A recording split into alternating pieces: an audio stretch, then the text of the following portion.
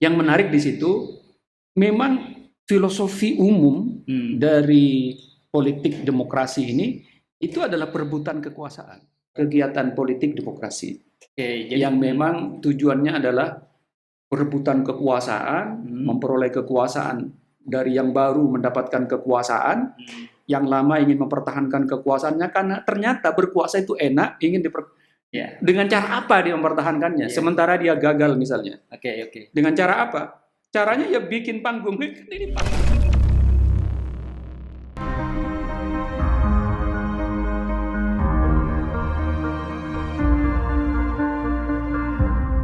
Warahmatullahi wabarakatuh. Kembali lagi di program Menuju Terang. Ada perspektif yang semoga menjadi inspirasi dan solusi bagi para sahabat semua. Di kesempatan ini kita akan berbincang-bincang, berdiskusi tentang sebuah drama. Pastinya bukan drama Korea ataupun drama dari Jepang ya, tapi drama yang terjadi di Indonesia, di tempat tinggal kita, dan drama ini diproduksi tiap 5 tahun sekali, berulang. Drama apa itu? Banyak orang mengatakan ini adalah drama politik. Nah, kita akan kupas tuntas dan diskusikan seperti apa drama politik ini. Dan untuk membahas itu, di tengah-tengah kita, alhamdulillah telah hadir orang tamu istimewa. Beliau adalah Bapak Dr. Usman Sadik. Kita sapa. Assalamualaikum Pak Usman. Waalaikumsalam warahmatullahi wabarakatuh. Sehat kabarnya nih? Alhamdulillah sehat. Alhamdulillah ya. Jadi Pak Usman ini adalah seorang akademisi dan juga pegiat Islam Syiasi gitu ya. Nah, langsung saja nih Pak Usman ya. Monggo, silakan. Jadi ya kita tahu lah, sama-sama tahu bahwa tahun ini kan orang katakan tahun politik gitu ya. Ya. Ciri-cirinya kan sudah banyak ini. Nah, sebenarnya fenomena ini kan terus berulang ya. Ada dan terus juga banyak hal yang orang semua sudah tahu sebenarnya. Nah, ini fenomena apa sebenarnya ini? Kenapa orang sering mengatakannya adalah tahun politik, drama politik, atau yang sejenisnya gitu, yang konotasinya hampir sama lah gitu. Ini apa sebenarnya? Ya, ya baik Kang Irus. Memang ini adalah fenomena umum di demokrasi kapitalis. Mulai dari proses meraih kekuasaan, setelah meraih, bagaimana mempertahankannya. Jadi itu sudah satu kesatuan, termasuk yang punya semangat untuk melanggengkan kekuasaannya itu. Nah, di tahun politik itulah semua ini mulai yang mau meraih, mau melanggengkan, mau mengamankan, mau meraih kekuasaan, kekayaan dan sebagainya, itu bersatu di tahun politik ini. Dan salah satunya tadi yang disebutkan Kang Erus itu, fenomenanya adalah bagian dari proses itu yang mungkin sekarang kita lihat itu adalah masalah kepura-puraan, termasuk pencitraan dari para politisi itu yang ingin meraih kekuasaan, ingin mempertahankan kekuasaan dan sebagainya. Makanya istilah drama mungkin agak pas gitu ya, karena ya kita tahu drama itu ya di setting atau ada kepura-puraan dan seterusnya. Memang dari sejarah ya ada menarik sebuah buku rekaman dari sejarah-sejarah politik. Ada sebuah buku ditulis oleh Henry J. Sman itu pada tahun 2012. Masih tahun-tahun ini berarti ya? Masih hangat. Tapi dia berbicara mengenai sejarah filosofi politik. Jadi judulnya itu A History of Political Philosophy. Jadi sejarah tentang filosofi politik. Nah, buku ini menariknya dia berisi kajian historis dari semenjak zaman Yunani kuno. Sejak zaman Yunani kuno hingga saat demokrasi sekarang ini. Termasuk demokrasi historis berarti ya? Iya. Tapi yang dia kaji demokrasinya. Sistem demokrasi ini. Yang menarik di situ memang filosofi umum dari politik demokrasi ini itu adalah perebutan kekuasaan. Perebutan kekuasaan. Jadi pertarungan perebutan kekuasaan. Artinya yang merebut kekuasaan itu bisa pemain baru yang ingin berkuasa. Mempertahankan kekuasaannya, atau pemain lama yang ingin mempertahankan kekuasaan, atau yang baru ingin meraih kekuasaan. Itulah isi dari sejarah politik demokrasi semenjak zaman Yunani kuno. Tapi yang menarik di dalam buku itu adalah bahwa merebut kekuasaan itu di sistem demokrasi ini, karena tidak bicara halal dan haram.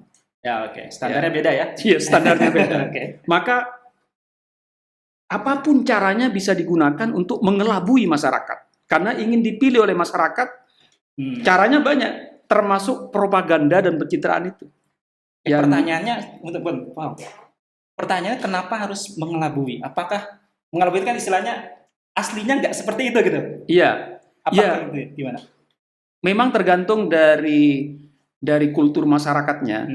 Dan mungkin mereka, si politisi ini, dia tidak memiliki apa yang diinginkan oleh masyarakat itu. Makanya butuh pencitraan. Sehingga perlulah pencitraan, perlu buzzer dan sebagainya itu. Untuk mengangkat citra politisi ini agar sesuai dengan apa yang diharapkan oleh masyarakat. Nah, itu poinnya, dan itu bukan hanya sekarang, tapi ini adalah warisan dari sejarah politik demokrasi. Yang tadi berdasarkan kajian histori berulang berarti. Iya, sehingga kalau kita sebut fenomena tadi, itu adalah fenomena warisan dari semenjak zaman Yunani kuno. Jadi mereka membuat pencitraan sudah sejak zaman dulu. Jadi sebenarnya mungkin hanya medianya saja yang berbeda ya? Iya, jadi artinya kalau sekarang ya menggunakan teknologi, teknologi digital dan sebagainya. Jadi yang berubah teknologinya, sementara filosofi dari politiknya hampir sama, merebut kekuasaan dengan cara apapun, termasuk dulu termasuk memfitnah musuhnya, termasuk membunuh dan sebagainya. Itulah sejarah politik. Secara kerangka ini, dalam kerangka yang menjadi acuan saat ini sah-sah saja yang tadi itu. Iya, kita belum bicara tentang sah atau tidaknya ini. Tapi ini adalah fenomena yang memang terjadi sebagai konsekuensi perebutan kekuasaan di sistem demokrasi semenjak masa Yunani. Karena orang tidak melihat prosesnya, tapi yang penting dia bisa berkuasa sampai ke atas. Dan mereka ingin mendapatkan itu dari masyarakat, legalitas di masyarakat melalui itu. Sehingga misalnya yang kita lihat ya sekarang ini, ya seperti fenomena tadi Kang Rus sampaikan itu, misalnya ada tiba-tiba digambarkan seakan-akan dia merakyat dan sebagainya. Padahal sebelum-sebelumnya nggak ada gitu ya. Tiba-tiba merakyat, dekat ke rakyat dan sebagainya. Bahkan ada yang turun ke sawah menanam padi dan sebagainya. Sampai-sampai salah itu cara menanam padinya. Bukan mundur ya, maju ya. Dan banyak lucu-lucu. Dan drama itu jadi lucu karena memang dalam rangka membuat pencitraan tadi. Apapun dilakukan, bahkan menurut kita itu hampir-hampir tidak masuk akal. Iya, tidak masuk akal, dan mungkin kalau masih punya rasa malu jadi malu gitu. Tapi itulah realitas dari pertarungan politik di sistem demokrasi. Karena apapun bisa dilakukan, dan ini bukan barang baru ya. Bukan barang baru lah istilahnya ya. Bukan barang baru. Ada juga yang tadi drama itu ya, yang kan drama ini oleh para pemikir ya, yang mereka punya sikap kritis dan sebagainya, itu sudah banyak diulas juga dari sejak tahun yang lalu juga ya. Jadi sekarang ini apa yang kita saksikan sekarang ini di Indonesia ini juga disaksikan di negeri-negeri lain yang berbasis demokrasi. Bahkan seorang penulis buku namanya Erving Goffman itu, dia akan menulis buku Presentation of Self in Everyday Life. Dialah yang memperkenalkan pertama kali yang disebut dengan teori dramaturgi itu, yang tadi Kang Rus katakan drama politik itu. Jadi teori dramaturgi itu kira-kira yang digambarkan Goffman itu kira-kira bahwa politik itu seperti panggung drama. Panggung drama. Para politisi itu seakan-akan sebagai aktornya, dipoles dengan berbagai macam, di make up lah ya, di make up sesuai dengan karakter yang ingin diharapkan oleh masyarakat. Sehingga ya? dengan berbagai macam aksesoris yang dia pakaikan, dialah aktor di pentas politik, di pentas itu ya? panggung itu. Mirip dengan itu kan? Sehingga misalnya ada yang seperti sakti, hebat dan sebagainya. Jagoannya lah ya, padahal jagoannya gitu. Di panggung. Tapi penonton itu bisa terhipnotis di panggung drama itu. Di panggung. Orang baik itu disebut baik gara-gara aktingnya yang luar biasa, yang menjiwai gitu ya. Nah, itulah dramaturgi ini terjadi di arena politik, arena permainan politik, tidak lagi di panggung kecil, tapi ini panggung politik. Kalau di Indonesia ini, ya seluruh Indonesia ini panggungnya. Makanya macam-macam bentuk panggungnya. Ada poster, aksesoris tadi ya. Iya, itu real yang digambarkan oleh Erving Goffman ini. Sehingga yang dengan aspek ini ya, artinya politik pencitraan itu memang merupakan bagian integral dari kegiatan politik demokrasi. Jadi, yang memang tujuannya adalah perebutan kekuasaan, memperoleh kekuasaan dari yang baru mendapatkan kekuasaan, yang lama ingin mempertahankan kekuasaannya karena ternyata berkuasa itu enak, ingin dengan cara apa dia mempertahankannya? Sementara dia gagal misalnya. Dengan cara apa? Caranya ya bikin panggung, ini panggung. Sehingga pemilu itu jadi panggung politik. Maka disebutnya oleh orang juga disebut ini panggung politik. Panggung politik. Makanya kalau disebut drama, mirip panggung. Sehingga semua bermain dengan karakter ya. Makanya saya pernah lihat di ini seorang artis sinetron itu sampai seakan-akan karena seringnya orang itu menonton sinetron, seakan-akan pemain itu adalah punya karakter seperti yang persis di sinetron itu. Nah, itulah hipnotis itu seperti itu. Karena berulang-ulang terus disiarkan dan sebagainya. Makanya itulah kemudian muncul biaya mahal untuk proses mengangkat citra dari seseorang yang kita ketahui bahwa citra itu bisa dibuat.